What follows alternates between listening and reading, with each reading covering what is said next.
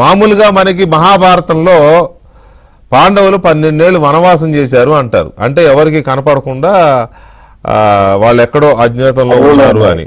అంటే ఒక రకంగా చెప్పాలంటే అది జైలు కింద లెక్క వాళ్ళకి. కానీ జగన్మోహన్ రెడ్డి 12 ఏళ్ళు జైల్లో ఉండవలసిన వాడు జనవాసంలో ఉన్నాడు.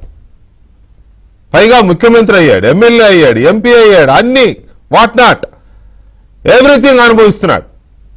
ఇది మన ప్రజాస్వామ్యం, ద సోకాల్ డెమోక్రసీ. ఈ సోకాల్ డెమోక్రసీలో 12 ఏళ్ళు బెయిల్ మీద ఉన్న ఒక ఆర్థిక నేరగాడు, ఆర్థిక నిందితుడు, సుప్రీంకోర్టులో కొన్ని జడ్జిమెంట్స్ లో కూడా ఎగ్జాంపుల్ గా సైటేషన్ చేయబడిన కేసుల్లో ప్రధాన నిందితుడు A1 గా ఉన్నవాడు 12 ఏళ్ల నుంచి బెయిల్ మీద ఉండి కోర్టు వాయిదాలకు కూడా వెళ్లకుండా ఇష్టారాజ్యంగా లోకేష్ ఏదో 5 ఏళ్ళు ఏం పీకారు అన్నాడు కానీ ఈయన ఏమీ పీకలేని ఈ వ్యవస్థలు ఇలా ఉన్న సందర్భంలో 12 ఏళ్ళు బెయిల్ మీద ఉండి బ్రహ్మాండంగా షికారులు చేస్తున్న ఈ మనిషిని వ్యవస్థలు ఏమీ ఎందుకు చేయలేకపోతున్నాయి? 12 ఏళ్ళు సెలబ్రేషన్స్ ఏమైనా చేద్దామా సార్? మేము యాక్చువల్ గా 10 సంవత్సరాలకు చేసామండి. చేశారా? 10 సంవత్సరాల సెలబ్రేషన్ కి ఆయనకి ఎన్ని కేసులు అయితే ఉన్నాయో దాదాపు 34 కేసులకి 34 కేజీలు పెట్టి కట్ చేసామండి ఆ రోజున. Very good. ఏం కేజీలు అంటే ఏంటది? కేసులు అండి. ఆయన ఎన్ని కేసులు అంటే ఆయన మీద ఉన్న 34 కేజీలు పెట్టామంటున్నారు. ఏంటది? కేకులు అండి. 34 కేకులు పెట్టాం సార్. కేకులు కట్ చేసి చేసాను. అది రోజు మేము మిస్ అయ్యామండి. మీకు మార్నింగ్ అన్నా తెలుసుంటే మళ్ళీ సెలబ్రేషన్ చేద్దాం సార్ మేము. అయితే ఒకటి సార్, నేను ఇప్పుడు వ్యవస్థల గురించి మాట్లాడడం అది కరెక్టో కాదో నాకు తెలియదు కానీ నా మీద కూడా జగన్మోహన్ రెడ్డి మాట్లాడచ్చండి, ఏం లేదు సార్. డెఫినెట్ గా నా మీద జగన్మోహన్ రెడ్డి గారు కొన్ని కేసులు పెట్టారు సార్. ఆ కేసుల్లో నేను తిరుగుతున్నాను కోర్టులు. అంటే నేను చూస్తున్నానండి కోర్టుల పరిస్థితి ఎలా ఉంటది, మన చట్టం ఎంత పకడ్బందీగా ఉంటదని. చాలా మంది సాక్షులు వస్తారు సార్, లేరండి రాజేష్ గారు ఆ కేసులో లేరండి అంటారు, వెళ్ళిపోతారు. కొన్ని కేసుల్లో అయితే కేసు పెట్టినోడు కూడా వచ్చి నేను రాజేష్ గారి పేరు పెట్టలేదండి అంటాడు. అయినా కూడా ఇంకొక 10 వారాలు 15 వారాలు కోర్టులకు తిరుగుతూనే ఉన్నాను సార్. ఈ రోజున 2 రోజులకు ఒక రోజు 3 రోజులకు ఒకసారి కోర్టుకి వెళ్ళి వస్తున్నానండి. అవతల రోజులు కాంప్రమైజ్ అయిన తర్వాత కూడా మన చట్టం లేదా మన కోర్టుల ప్రొసీడింగ్స్ అంత కఠినంగా ఉంటాయి. ఇంత చిన్న చిన్న తప్పుడు కేసుల విషయంలోనే ఇంత మానసిక క్షోభ అనుభవిస్తున్నాను నేను. జగన్మోహన్ రెడ్డి అన్ని కేసులు ఉండి కొన్ని వేల వాయిదాలను అతను స్కిప్ చేసేటట్టండి. అంటే కోర్టు వాయిదాలకు వెళ్లకుండా కొన్ని వేల వాయిదాలను స్కిప్ చేసి వీటన్నిటిలో కూడా ఆధారాలు ఉండి అటాచ్మెంట్లు ఉండి సిబిఐ క్లియర్గా ఛార్జ్ షీట్లు వేసిన తర్వాత కూడా మరి ఇప్పుడు వరకు అతను అలా బయట తిరుగుతున్నాడంటే, ఇప్పుడు వరకు ఆయన మళ్ళీ నేనే నీతిపరుణ్ణి అని ఎదుటోళ్ళు ఎవరైనా నీతిమంతులు ఉంటే చంద్రబాబు నాయుడు గారు లాంటి వాళ్ళు వాళ్ళ మీద బురద జల్లే ప్రయత్నం, వాళ్ళ మీద తప్పుడు కేసులు పెట్టి వాళ్ళని కూడా అరెస్ట్ చేయించేస్తే, అవును నేను తప్పుడు కేసుల్లో జైలుకి వెళ్ళాను, అదో చంద్రబాబు నాయుడు గారు కూడా జైలుకి వెళ్ళారు కదా, మేమిద్దరూ సమానమైన చూపించాలనే ప్రయత్నం కూడా పాపం గతంలో ఆయన చేశాడండి. అయితే ప్రపంచవ్యాప్తంగా వ్యతిరేకత వచ్చేటప్పటికి అది కూడా వాళ్ళకి బూమరాంగ్ అయిపోయింది సార్. కానీ ఇప్పుడు ఈ కోర్టుల విషయంలో ఎందుకు జగన్మోహన్ రెడ్డి గారికి ఇంత సౌకర్యం దొరుకుతుంది, ఎందుకు నాలాంటి వాడికి దొరకట్లేదు? ఎందుకంటే ఆయన రాజారెడ్డి గారు మనవడో లేకపోతే రాజశేఖర రెడ్డి గారు మనవడికి ఒక రకంగాను, లేకపోతే సరిపల్లి వెంకటస్వామి గారు మనవడు రాజేష్కి ఒక రకంగానే చట్టం రాసిలేదండి.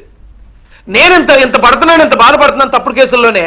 అతని మీద అన్ని కేసులున్నా అంత ధీమాగా ఎలాగ వెళ్ళగలుగుతున్నాడు, అంత ధీమాగా ఇప్పటికి ఇంకా కుల విద్వేషాలు ఎలా పెట్టగలుగుతున్నాడు? ఆయన ఒక యాంటీ సోషల్ ఎలిమెంట్ గా మారినా సరే ఆయన మీద ఎందుకు చర్యలు తీసుకోవట్లేదో మాలాంటి వాళ్ళకి నిజంగా ఎంత ఆలోచించినా అర్థం కాని పరిస్థితి. వెంకటకృష్ణ గారు పెద్దలు మీరే చెప్పాలి దానికి సమాధానం. ఏం చెప్తాం? అది జగన్కి తప్ప మనకు ఎవరికి అర్థం కాదు. ఎనీవే ఇక్కడ గఫూర్ గారు ఆయన మీద ఆయనకి ఇచ్చినప్పుడు బెయిల్ ఇచ్చినప్పుడు చాలా కండిషన్స్ పెట్టింది కోర్టు. ఎక్కడికి వెళ్ళకూడదు, సాక్షుల్ని ప్రభావితం చేయకూడదు, ఏవేవో రకరకాల కండిషన్స్ అయితే ఉన్నాయి కదా. ఏ కండిషన్స్ అయితే పెట్టిందో చేయొద్దని అవన్నీ చేస్తున్నాడు. ముఖ్యమంత్రి అయ్యాడు, కోర్టు వాయిదాలకు వెళ్ళడు. ఏమనాలి ఈ సిస్టమ్స్ని? ఏమనాలి? మన రాజ్యాంగం అంత పవర్ఫుల్ రాజ్యాంగం, అంబేద్కర్ గారు రాసిన రాజ్యాంగం ఎవరో తప్పు నాటుసారా అమ్మాడనో, లేకపోతే పొలం గట్టుకాడ కొట్టుకున్నారనో, లేకపోతే పెళ్ళాన్ని కొట్టాడనో, లేదా ఇంకోటి చిన్న చిన్న కేసుల్లో బెయిల్ రాదండి. ఇదే జగన్మోహన్ రెడ్డిని ఆ కుర్రోడు ఎవరో కోడికత్తితో పొడిచాడంటే కనీసం బెయిల్ కూడా రాకుండా 4.5 సంవత్సరాలు మగ్గిపోయాడు ఈ మనిషి. కనీసం కోర్టుకెళ్ళి విట్నెస్ స్టేట్మెంట్ ఇవ్వకపోవడం వల్ల ఇలా ఎంతో మంది. అలాంటిది ఈయన 12 ఏళ్ళుగా బెయిల్ మీద తిరుగుతున్నాడంటే మరి ఏమో మీరు చెప్పాలి, ఒక సీనియర్ పొలిటీషియన్ గా, కమ్యూనిస్ట్ నాయకుడు. మేము కమ్యూనిస్ట్ పార్టీగా మేము అంటుంటామండి, చట్టాలు ఉండే వాళ్ళకి చుట్టాలు అని, చట్టాలన్నీ కలిగిన వాళ్ళకి చుట్టాలు అని. అది జగన్మోహన్ రెడ్డికి వర్తిస్తుంది. ఎందుకంటే ఇప్పుడు నేనున్నాను సార్, నేను 2 సార్లు ఎమ్మెల్యేగా ఉన్నాను, ఓ సీనియర్ గా ఉన్నాను రాజకీయాల్లో. ఒక ధర్నా చేసిన కేసుకు ఇప్పుడు నేను విజయవాడ తిరుగుతున్నా. ధర్నా అదేమి మనం ఆర్థిక నేరం కాదు, ఇంకో చట్ట వ్యతిరేకమైంది కాదు, శాంతియుతంగా ధర్నా చేసిన నేరానికి గాను కోర్టులు తిరుగుతున్నాం. అయితే ఇదే కోర్టులు ఎట్లుంటాయండి సార్, ఇప్పుడు గాలి జనార్దన్ రెడ్డి ఆర్థిక నేరస్తుడు అని కోర్టు నిర్ధారించింది, మనం చెప్పడం కాదు, కోర్టు నిర్ధారించి శిక్ష చేసింది. ఇప్పుడు ఎక్కడున్నాడు గాలి జనార్దన్ రెడ్డి? బెంగళూరులో ఉన్నాడు. మంచిగా ఉన్నాడు, ఫ్రీగా ఉన్నాడు, జైల్లో లేడు, హ్యాపీగా. ఆ తర్వాత ఆయన బెయిల్ ఇచ్చిన జడ్జి ఏమో ఊరేసుకుని చచ్చిపోయాడు. సరే, అప్పుడు బెయిల్ కాదు, ఇప్పుడు మొన్న ఇచ్చిన బెయిల్ కాదు, అప్పటి సంగతి చెప్తున్నా నేను. అప్పుడు బెయిల్ ఇచ్చిన జడ్జి చనిపోయినాడు, అతను పట్టుబడినాడు. రెండవది, ఇప్పుడు వివేకానంద రెడ్డి గారి హత్య కేసు అనేది 302 అనేది ఇక టాప్ మోస్ట్ కేసు కదా. అట్లాంటి కేసులో ప్రధాన నిందితుడు, కుట్రదారుడు అని సిబిఐ ఆరోపించినటువంటి అవినాష్ రెడ్డి ఇంతవరకు అరెస్ట్ కాలే. అవును, శిక్ష పడ్డం వేరే సంగతి, అరెస్ట్ కాలే. ఇప్పుడు FBI వాళ్ళు జగన్మోహన్ రెడ్డి 1750 కోట్ల రూపాయల అదాని నుంచి లంచం తీసుకున్నాడని అమెరికాలో కేసు వచ్చినా ఇక్కడ విచారణ జరగదు. ఆ తర్వాత 26 కేసులు ఏవో ఉన్నాయి సిబిఐ కోర్టులో, ఆయన కోర్టుకు కూడా పోడు. ఇప్పుడు ఇట్లాంటి కేసులన్నీ కూడా ఆయన ఏ మాత్రం లెక్క చేయకుండా ఏ కండిషన్ కూడా అమలు చేయడం లేదు అంటే ఏమిటి కారణమని మీరు అనుకుంటున్నారు? మేమైతే ఆరోపిస్తున్నాం, మేము గతంలో చాలాసార్లు చెప్పాము, ఇప్పుడు కూడా చెప్తున్నాను నేను, అదృశ్య శక్తులు అండగా ఉన్నాయి.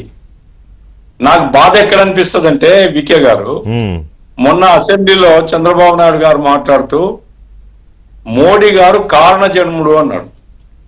మీకు అది బాగా రిజిస్టర్ అయినట్టుందిగా, అది బాగా రిజిస్టర్ అయిపోయినట్టుంది ఆ వరుడు మీకు. మొన్న డిబేట్ లో కూడా చెప్పారు.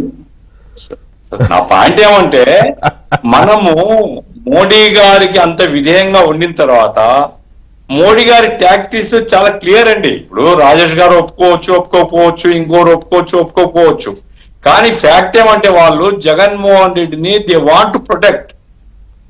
జగన్మోహన్ రెడ్డికి దెబ్బ తగలకుండా వాళ్ళు కాపాడతారు, అది గ్యారంటీ.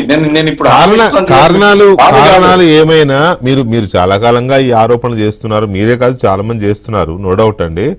కాకపోతే నేనేమంటానంటే, కారణాలు ఏవైనప్పటికీ అల్టిమేట్ గా మనం రాజ్యాంగాన్ని, వ్యవస్థల్ని నమ్ముతాం. బాలకోటే గారు, ఇంత పటిష్టమైన రాజ్యాంగము, చట్టాలు ఇవన్నీ ఉన్నప్పుడు 12 ఏళ్లుగా బెయిల్ మీద ఉంటూ, కోర్టుకు వెళ్లకుండా, రాజకీయాల్లో ఉంటూ, బ్రహ్మాండంగా ముఖ్యమంత్రి కూడా అయ్యి ఈ రకంగా ఉండడం సాధ్యమా? ఏమనాలి, ఎవరిని తప్పుపట్టాలా ఈ పరిస్థితిని? వెంకటకృష్ణ గారు నాకు సెలవు ఇస్తే అలాగే సార్, థ్యాంక్ యూ సార్.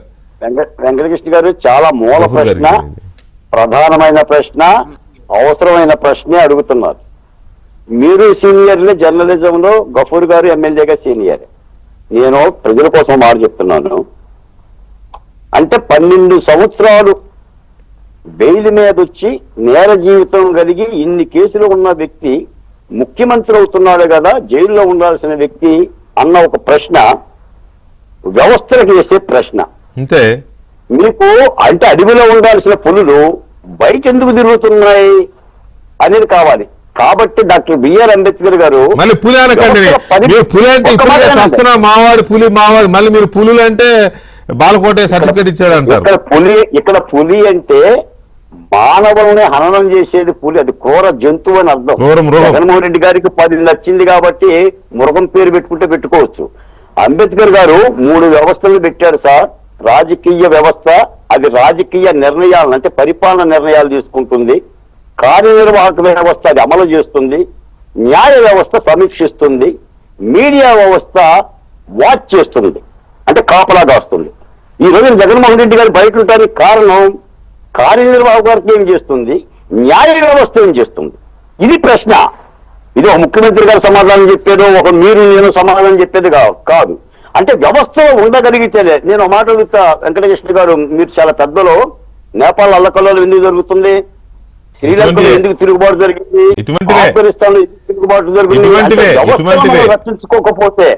వ్యవస్థలను రక్షించుకోకపోతే వ్యవస్థలను నిర్వీర్యం చేసి వ్యవస్థలను ధ్వంసం చేసే వ్యక్తుల్ని బంధించకపోతే ఇలాంటి యొక్క ప్రవృత్తి జరుగుతుంది. కాబట్టి ఆ దిశగా ప్రభుత్వాలు అనేది పరిపాలన చేయాలి. భారతదేశంలో ఇప్పటివరకు అలాంటి సంఘటనలు జరగలేదంటే కాస్త వ్యవస్థల మీద ఉన్న నమ్మకం మీద నమ్మకము మన రాజ్యాంగం బలమైంది కాబట్టి అవి జరగవు. కానీ మీరా వ్యవస్థలు సమీక్షించాలి కదా ఇటువంటివి. కరెక్ట్. మీరు అన్న ప్రశ్నలో చాలా న్యాయం ఉంది. ప్రభుత్వాలు మీలాంటి వాళ్ళ ప్రశ్నలు తీసుకోవాలి, నాలాంటి వాళ్ళ సమీక్షలు తీసుకోవాలి, వ్యవస్థలను బతికించాలి. వ్యవస్థలను బతికించకపోతే వ్యవస్థ చచ్చిపోతుంది, అంటే ప్రజలకు నష్టం. మాలాంటి వాళ్ళ ప్రశ్నలు తీసుకోవాలి, మీలాంటి వాళ్ళ సలహా తీసుకోవాలి, మనకు నోటీస్ ఇస్తారు.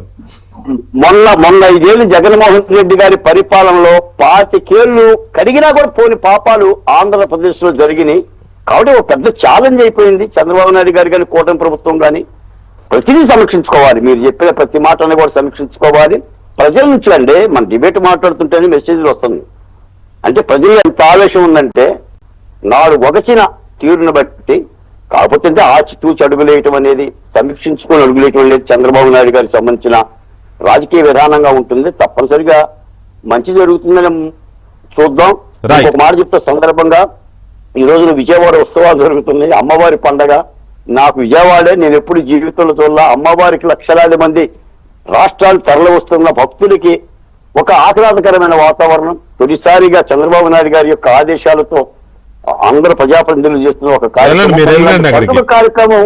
ఇలాంటి పండుగ కార్యక్రమాలు నిర్వహించాల్సిన అవసరం ప్రభుత్వాల మీద ఉంది. Right right. పండుగ అంటే అమ్మ కనకదుర్గ అమ్మవారికి ఉన్న ఇదేంటి, పాపుల్ని శిక్షించడం కదా, రాక్షసుల్ని పాపుల్ని. అది చెయ్యండి. అమ్మవారికి ఉత్సవాలు ఎట్లాగో చేస్తారు. ఇటువంటి ఇవి కూడా ప్రభుత్వాలు చట్టాలు వ్యవస్థలు చేయాలి. మరి అవి చేయకుండా మనం ఏదో పండుగలు చేసుకుంటే ఓకే, చేసుకోండి, మీ ఇష్టం, మీకు ఎంజాయ్ చేయండి. బాలకోటే గారు థ్యాంక్ యూ వెరీ మచ్ అండి. అలాగే రాజేష్ గారు థ్యాంక్ యూ వెరీ మచ్ అండి చర్చలో పాల్గొన్నందుకు. ఇది వాళ్ళ డిబేట్. మళ్ళీ